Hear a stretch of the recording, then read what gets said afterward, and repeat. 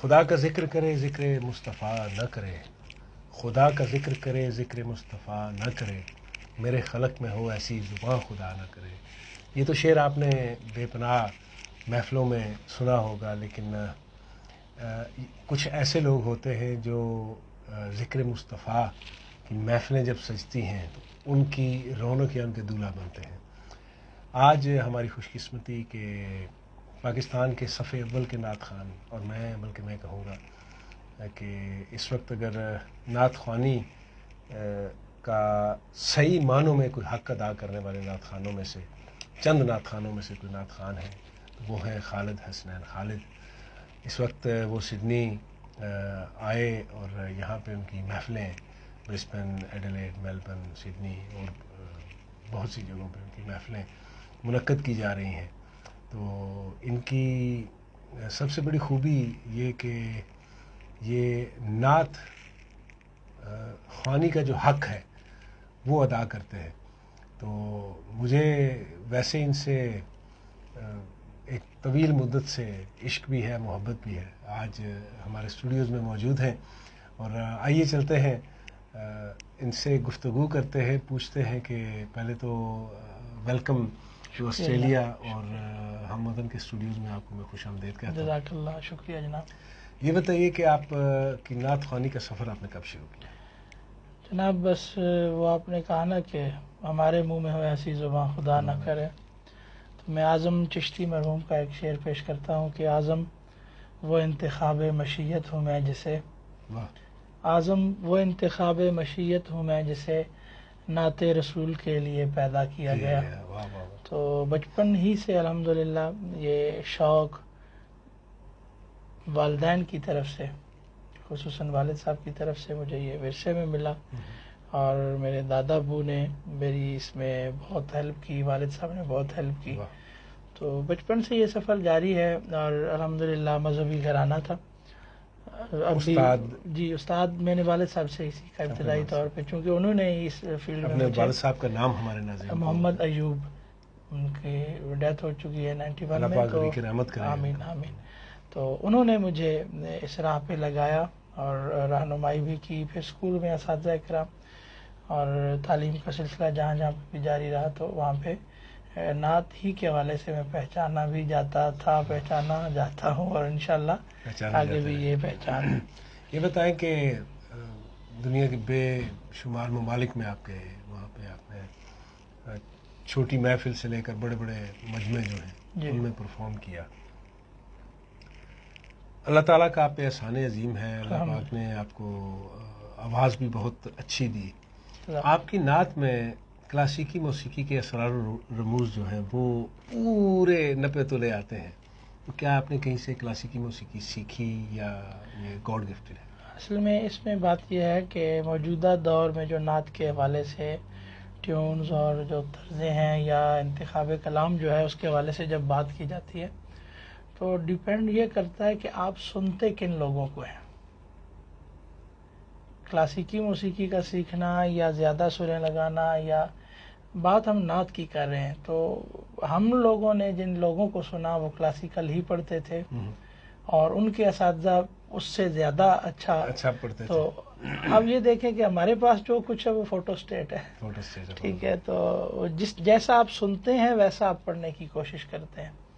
تو جب میں نے بچپن میں آغاز کیا تھا اسکول لیول سے، جب ہم خصوصاً مقابلہ جات میں، یا تو پھر ہمیں اساتذہ جو تھے نا نعت کے اس دور کے، اعظم چشتی مرحوم، نذیر حسین نظامی، قاری زبید رسول، محمد علی ظہوری، عبدالستار نیازی صاحب، یعنی یہ سارے بڑے نام، جی اختر قریشی صاحب، اور بہت خوبصورت سید منظور الکونین شاہ صاحب، تو ان لوگوں کو سننے کا موقع ملا۔ تو جیسا آپ سنتے ہیں آپ ویسا ہی پڑھنے سب سے زیادہ آپ کو کون سے نعت خوان ان سب ناموں میں سے کون سے؟ اگر نعت کے حوالے سے دیکھا جائے تو قاری زبید رسول مرحوم، ان کی نعت میں آہنگ بھی تھا، اور جو نعت کے لیے ضروری کیفیت ہوتی ہے وہ جب آنکھیں بند کر کے پڑھتے تھے۔ آج بھی آپ ان کی نعتیں سنیں تو جو بندہ مومن ہے جس کے دل میں محب مصطفیٰ ہے صلی اللہ علیہ وسلم، تو وہ اس کی آنکھیں بھیگے بغیر نہیں رہ سکتی۔ تو باقی کچھ چیزیں ہوتی ہیں کہ کون سے نعت خان نے کون سی چیز اچھی پڑھی ہے، پھر محفلوں میں بھی جا کے دوسرے نعت خانوں کو سننے کا بھی اثر ہوتا ہے، تو سیکھنے کا عمل جو ہے وہ ساری زندگی جاری رہتا ہے. کبھی کوئی ایسا واقعہ ہوا ہو نعت خوانی میں کہ اس نے ایک تو ہوتا ہے کہ بندے کا جسم ہلتا ہے، آپ کی روح کو ہلایا ہو؟ بہت بار ہوتا ہے ایسا، کیونکہ جو آپ کی فیلڈ ہوتی ہے، آپ جب روزانہ نکلتے ہیں پروگرام کے لیے تو سیکھنے پہ آئیں یا وہ روح لرزنے والی جو بات آپ کر رہے ہیں، آپ کسی ایک بچے کی چھوٹی سی بات سے بھی ہل جاتا ہے اور سیکھنے کو ملتا ہے. جو بندہ یہ سمجھتا ہے کہ میں پرفیکٹ ہو گیا ہوں، وہ تو زوال کی طرف چلا جاتا ہے کسی بھی فیلڈ میں. تو مکمل کبھی بھی انسان نہیں ہوتا. سیکھنے کا عمل جب تک جاری رہتا ہے انسان عروج کی طرف ہی جاتا ہے. اور جو روحانی کیفیات ہیں وہ ڈیپینڈ کرتا ہے محفل میں آپ کیا پڑھ رہے ہیں، لوگ کیا سن رہے ہیں، یا لوگ سننا کیا چاہ رہے ہیں، کیا سننا چاہتے ہیں، اور کون لوگ بیٹھ کے سن رہے ہیں. تو وہ کیفیات اس حساب سے ہوتی ہیں. ایک بڑا امپورٹنٹ سوال ہے آپ کے لیے. آج کل تو بڑے بڑے نامی گرامی نعت خواں جو ہیں وہ گانوں کی طرزوں پہ بڑا آسان کام کر رہے ہیں. آپ کا دل اس طرف کیوں نہیں جاتا یا ذہن کہ میں بھی کوئی نیا انڈین فلم کا کوئی گانا آیا اس پہ ناظرے کو آ کے پڑھ لوں؟ اگر آپ دیکھیں نا، ہر بندے کا تعلق یہ تو مختلف واقعات سے بھی ثابت ہے کہ نبی پاک صلی اللہ علیہ وسلم کی ذات کے ساتھ ہر بندے کا ایک جدا گانا تعلق ہے. تو میرا تعلق جو حضور کی ذات کے ساتھ ہے یا نعت کے حوالے سے، میں چاہتا ہوں کہ میں سب سے ڈیفرنٹ پڑھوں، سب سے جدا گانا پڑھوں. میں یہ بھی نہیں کرتا کہ کوئی ایک کلام جو ایک کسی نعت خواہ نے پڑھا ہے تو پھر آپ سب وہ پڑھنا شروع ہو جائے. تو الحمدللہ کہ جو 12 14 20 سال پہلے میں نے نعتیں پڑھی تھیں، آج بھی ان کا ریوائول ہو رہا ہے، اور اب وہ سب نعت خان پڑھنا شروع ہو گئے. تو کام ایسا کیا جائے، کرنی تو آپ نے صفت و ثنا ہے، اور جس بارگاہ میں آپ اپنا ہدیہ ارمغان پیش کر رہے ہیں، جو ہدیہ نعت آپ پیش کر رہے ہیں، آپ اس کے لیول کو مد نظر رکھیں. جتنی بڑی ہستی ہے کائنات میں، سب سے افضل ہستی ہے، اس احترام کو ملحوظ خاطر رکھنا ہے ہر حال میں. کہ اگر آپ ذرا سی بھی تیزی دکھانے کی کوشش کریں گے تو اللہ فرماتا ہے تمہارے اعمال ضائع ہو جائیں گے. تو اس حساب سے لوگوں کو نہیں سنانا ہوتا، اپنی روح بھی نعت حضور کو سنانی ہوتی ہے، حضور کی بارگاہ میں پیش کرنی ہوتی ہے، اور اس انداز میں پیش کرنی ہوتی ہے کہ جس کو سننے آپ بعد میں ریکارڈنگ بھی اگر سنیں نا تو آپ خود مطمئن ہو. آپ خود مطمئن ہوں گے تو دنیا کا مطمئن ہونا نہ ہونا کوئی معنی نہیں رکھتا. آپ دیکھیں کہ کتنے ہی عاشق حضور کے ہوئے ہیں، بہت سارے ایسے بھی ہوں گے کہ جن کے ہمیں نام بھی نہیں پتا، لیکن بارگاہ رسالت میں وہ ایسے مقبول ہوں گے کہ تو اس راہ پہ مٹ جانا بھی بڑی بات ہے. ایک اور سوال آتا ہے کہ یہ بھی بڑا ہی اہم سوال ہے. میں اصل میں تھوڑے سے ٹیڑھے سوال آپ سے اس لیے کر رہا ہوں کہ ہمارے جو سننے والے لوگ ہیں، جہاں تک پیغام جا رہا ہے، کچھ لوگوں کی، بے شمار لوگوں کی غلط فہمیاں بھی ہوتی ہیں، ان چیزوں سے دور ہوتی ہیں غلط فہمیاں. تو سوال میرا یہ ہے کہ بہت سے نعت خان جب انہیں محفل کے لیے فون کریں تو وہ بڑی لمبی چوڑی ڈیمانڈز کرتے ہیں. آپ کی کیا ڈیمانڈ ہوتی ہے؟ ڈیپینڈ کرتا ہے کہ کوئی ڈیمانڈ کیوں کرتا ہے. ویسے نہیں کرنی چاہیے، لیکن بعض اوقات جو بلانے والے ہوتے ہیں وہ وعدہ کچھ اور ہوتا ہے، اور مثال کے طور پر ٹائم کے حوالے سے کہ 10 بجے آپ کو پڑھا دیں گے، 9 بجے پڑھا دیں گے، 8 بجے پڑھا دیں گے. وہ ساری رات آپ کو بٹھائے رکھیں گے؟ ساری رات بٹھائے رکھتے ہیں. ہم لوگ اگر 10 منٹ لیٹ ہو جائے تو کہتے ہیں کہ پروگرام کہاں پہنچ گئے، کیوں لیٹ ہو گئے. تو ہم لوگ وقت کی پابندی کرتے ہیں. ہمیں معلوم ہے کہ پروگرام پہ پہنچنا in time, on the time جو آپ پہنچ جائیں تو وہ اچھا ہے. تو کوئی بھی چیز جب معاشرے میں رواج پاتی ہے تو اس کے پیچھے کچھ عوامل ہوتے ہیں، کچھ وجوہات ہوتی ہیں.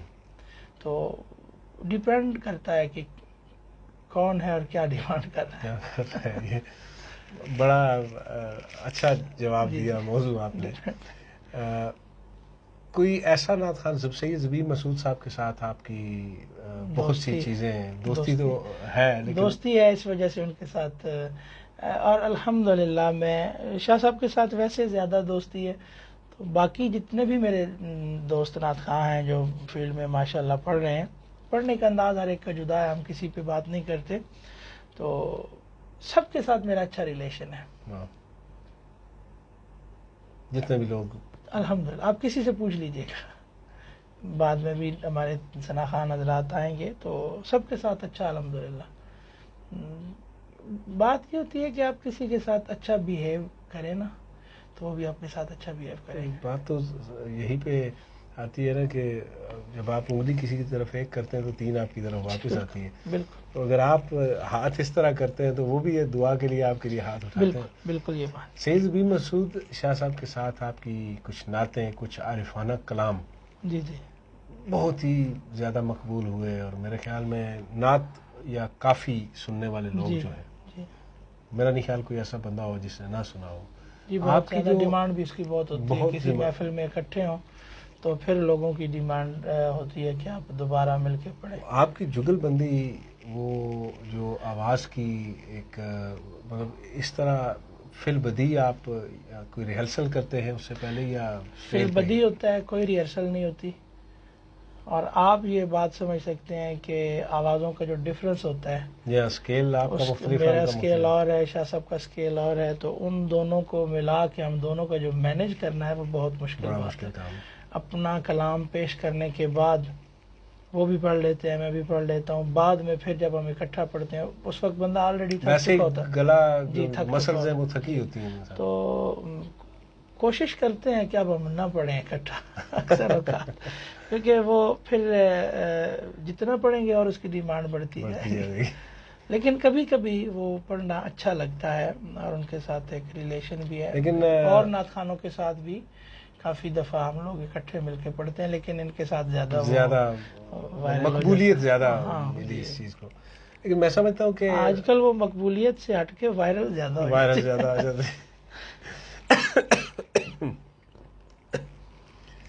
میں سمجھتا ہوں کہ آپ سید زبیر مسعود شاہ صاحب ہوں یا کوئی بھی اور نعت خوان ہوں، یہ ایک بھائی چارے کی جو روایت نارملی ہوتی ہے نا، پروفیشنل جیلسی، جی، تو وہ اس کا بھی ایک کمر ٹوٹتی ہے. اس سے آپ جب 2 نعت خوان حضرات اکٹھے کوئی بھی کلام پڑھتے ہیں تو اس سے یہ ہوتا ہے کہ سننے والے بھی، دیکھنے والے بھی، جی وہ شامل ہو جاتے ہیں. ایک موٹیویشن جاتی ہے لوگوں کو کہ دوستی کا پیغام جاتا ہے کہ دوستی جو ہے وہ اگر ہو تو بہت سے کام مل کے بھی ہو سکتے ہیں. جی میں اس کا جواب یہ دوں گا کہ اس وقت محفل نعت اس لیے سجائی جاتی ہے، محفل ذکر مصطفیٰ اس لیے سجائی جاتی ہے کہ لوگوں کو ایک دوسرے کے قریب لایا جائے، لوگ دین کے قریب ہو جائیں. اور اگر ہم جو اس کے پارٹیسپیٹ ہوتے ہیں، جو اس میں حصہ لینے والے ہوتے ہیں، تو اگر ہم آپس میں محبت کے ساتھ پیش نہیں آئیں گے نا، تو جو آڈینس ہوتی ہے وہ مثال کے طور پر کہ ہم 10 بندے بیٹھے ہیں تو ان کی 20 آنکھیں ہیں، وہ 20 آنکھیں 3-4 ہزار بندے کو دیکھ رہی ہیں، اور ان 10 بندوں کو ان 4000 کی 8000 آنکھیں دیکھ رہی. تو عوام جو ہے وہ سارا کچھ ہر بندہ فون اٹھا کے، جی اس کے علاوہ بھی لوگ دیکھ رہے ہوتے ہیں، لائیو چل رہا ہوتا ہے، لاکھوں کروڑوں میں جا رہا ہوتا ہے. بالکل بھی عوام جو ہے اس بات کا خیال رکھتی ہے اور آبزرو کرتی ہے کہ آپ کے آپس میں ریلیشن کیا ہے، آپ کا ایک دوسرے کے ساتھ بیہیویئر کیا ہے. اور سب سے بڑھ کر کہ ہم جس ہستی کی محبت کا لوگوں کو پیغام دے رہے ہیں، ان کے اسوہ حسنہ پر اگر دیکھا جائے تو آپ نے تو ایسا اخلاق اور ایسا رویہ اپنایا کہ کافر بھی آپ کے اس اخلاق عالیہ سے متاثر ہوئے ہیں اور ہو کر مسلمان ہوئے، اور وہ اسلام انہوں نے قبول کیا. اور ہمیں مذہبی جتنے لوگ ہیں، خواہ وہ نعت خواں ہیں، علماء ہیں، قراء ہیں، نقیب حضرات ہیں، دین کے ساتھ ریلیٹڈ جو بھی بندہ ہے، ہم سب کو زیادہ عمل کی ضرورت ہے.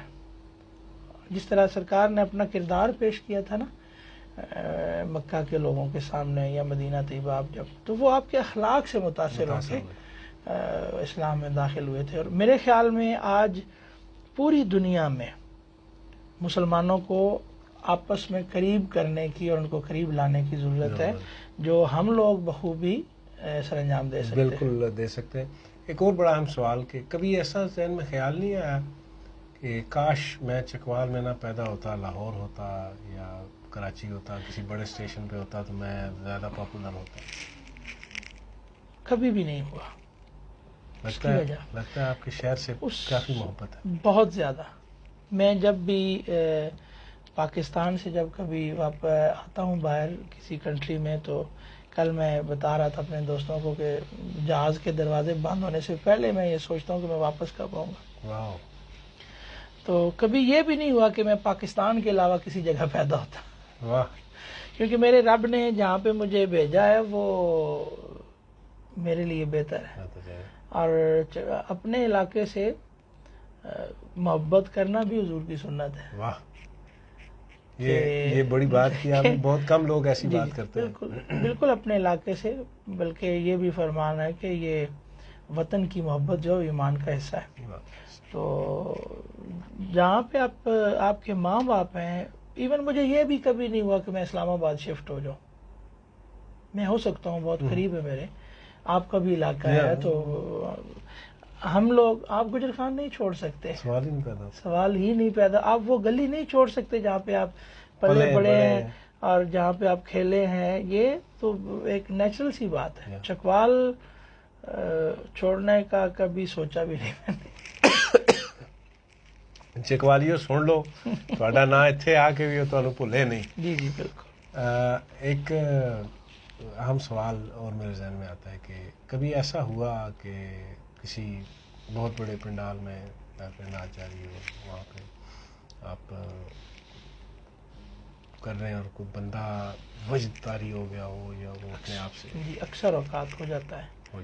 اور ایسے بندے کو دیکھ کے اپنی کیفیت بھی جو ہے وہ بڑھ جاتی ہے اس حوالے سے کہ ہم لوگ اس قابل نہیں ہیں.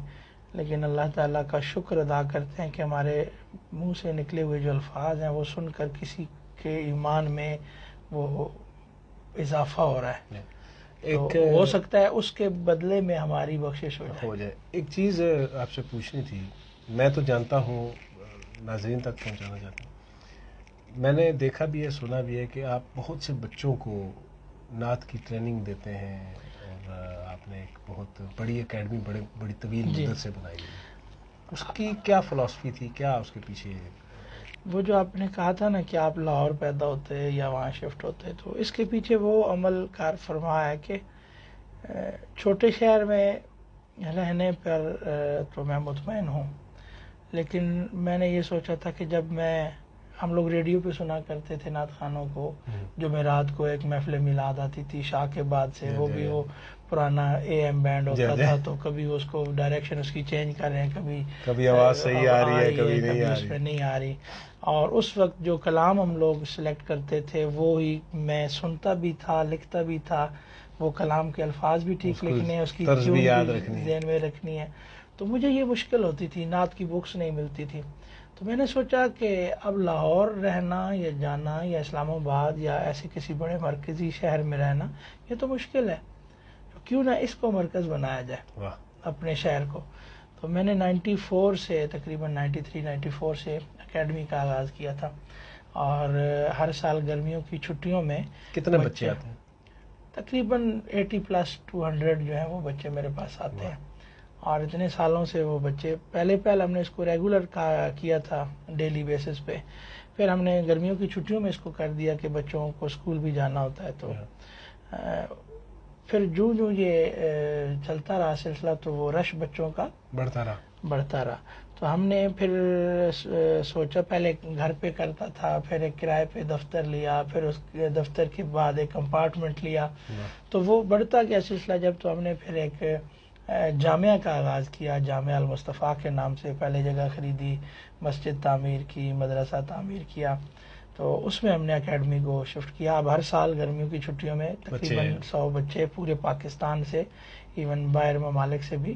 اچھا، خالی چکوال سے نہیں، یو کے سے بھی، سعودیہ سے بھی کچھ بچے جو ہے وہ تو یعنی جن کو شوق ہوتا ہے تو وہ پیاس ہوتی ہے، تو ان میں خصوصاً آداب نعت کے حوالے سے، اور جو نعت کے حوالے سے آج کل جو میڈیا پہ یا سوشل میڈیا پہ کچھ تنقید کی جا رہی ہے، اس تنقیدی جو ماحول تھا اس کو میں نے پہلے سے اپنے ذہن میں رکھ لیا تھا کہ چونکہ یہ چیز عام ہو رہی ہے تو بچے جو ہیں ان کو بنیادی تعلیم جو مذہب کی ہے، عقائد کی ہے اور اعمال کی ہے، وہ دینی چاہیے۔ اس میں ہم نعت کے علاوہ ان بچوں کو قرآن ریڈنگ بھی سکھاتے ہیں اور ان کو بنیادی مسائل بھی سکھاتے ہیں، ان کو کلمے، نماز جنازہ، دعائے قنوت اور اس طرح کی آخری 10 صورتیں ان کو حفظ کرواتے ہیں، ان کی تجوید کا اہتمام کرتے ہیں، بڑا کام ہے، تاکہ صرف جو بچے ہمارے پاس آتے ہیں وہ صرف نعت خوان نہ بنے، ایک اچھے مسلمان اور اچھے انسان بھی بننے کی